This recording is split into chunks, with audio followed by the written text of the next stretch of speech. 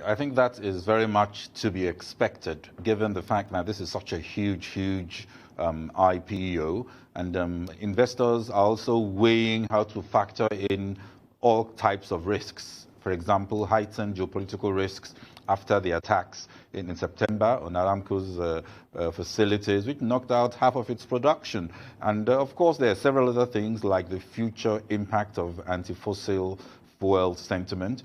Oil prices have not exactly been very strong recently. And we are talking about a company that is very big. The valuation, depending on how you want to value it, has ranged from 1.3 trillion to about 1.8 trillion. And there are different ways of valuing a company. You can either use dividends, and 2020 dividends was as huge as $75 billion, and profits, or you can use profits. And here's a company that made $111 billion profits in 2018. That's more than adding up Apple, ExxonMobil, Shell, and Total all together. You don't get up to 111 billion. Just to put that in context, Nigeria's budget is just $29 billion. So 111 billion as profit in last year. This year, 9 months profitability already is at $68 billion.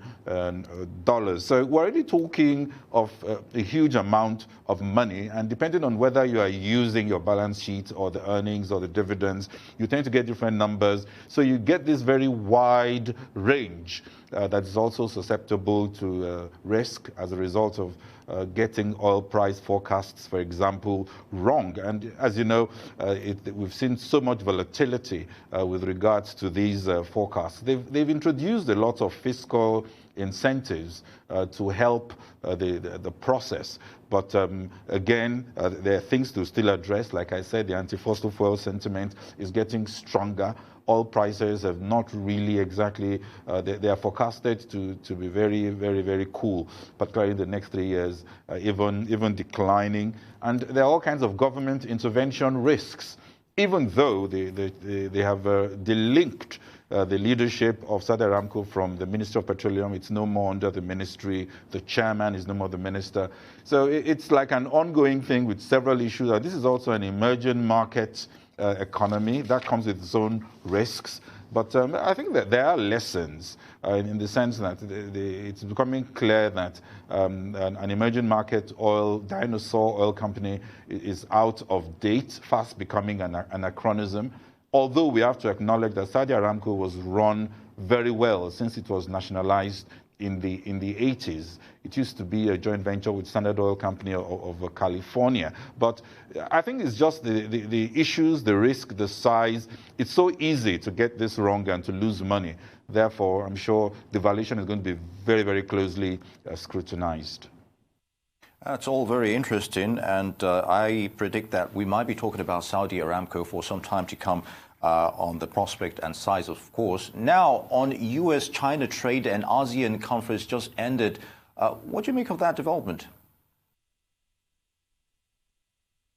Well, my sense is that we are close to some kind of deal. I'm not quite sure how light or how robust a deal this is going to be. They're calling it an interim deal. That could be anything. But what we know is that there is appetite on both sides. In the US, for example, the election, Trump, of course, needs some kind of political win to strengthen his possession. The November signing is likely, in my view, but there are still quite a lot of blockers, potential blockers that could lighten or make it much more complicated. I don't think the venue is a big issue. That would be the easiest thing to sort out. But issues, for example, the Chinese are insisting on reversal of more tariffs that had been put in earlier. I'm not sure that is going to progress very well with the US because they're already lauding their achievements on these tariffs as a win. And then, of course, you have to ask yourself, how is this going to be enforced? How do you make sure that both sides adhere to the rules? So all kinds of mechanisms with punitive or deterring factors that would help deter people from varying from the terms of the deal will have to be structured. This can be quite controversial. And then, of course, the US is insisting that China backs up whatever is put together with the right legislation. Now, of course, the Chinese are a bit careful about making very all-embracing legislation that could hurt their own philosophy. So quite a lot of issues here. Huawei is still something that's been dealt with, although the US claim they're going to give out some licenses. We've had that before. We never saw those licenses. So until we see some clarity, particularly in the area of Huawei, there are quite a lot of issues that are still on the table. But I would say before the end of the year, we should hopefully see something.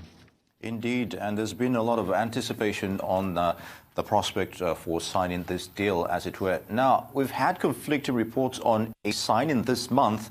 So what else do we really know? Well, apart from the fact that the size and the nature of the deal, this deal, we understand, will see China increase its purchases of U.S. agricultural products, keeping its currency stable. They would also adhere to international rules in terms of market mechanisms for determining their currency value. And of course, the Chinese are also pledging to open their financial markets. In return, Beijing would like the U.S., of course, to do away with new import taxes due to take effect in December 15 on several goods and including smartphones. And Ross remains non-committal on whether the Trump administration would suspend these hikes and even whether previous tariff hikes could also be looked at. So there are quite a lot of things here. U.S. Commerce Secretary, we understand, met. There was a meeting this morning after the earlier conversation in which he admitted that there was phase one trade deal in the offing. But we understand there was a meeting after that with the Chinese Vice Premier Li Keqiang, and that again shows discussions are actually going on, and we are likely to see something come up. But one just has to observe this very closely. Anything can change.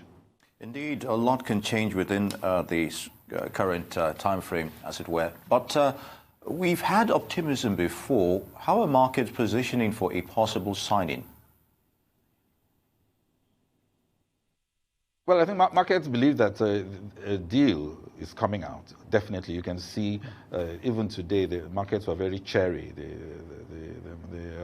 We could see that the share prices went up today. The market stock indices went up today, just in the context that a deal is likely to happen, just based on narrative.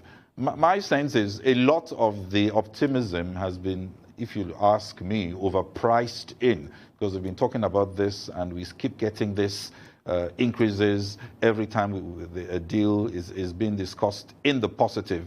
But again, we have to wait and see what exactly happens. If there is a disappointment, then of course there will be a huge fall in most indices all over the world.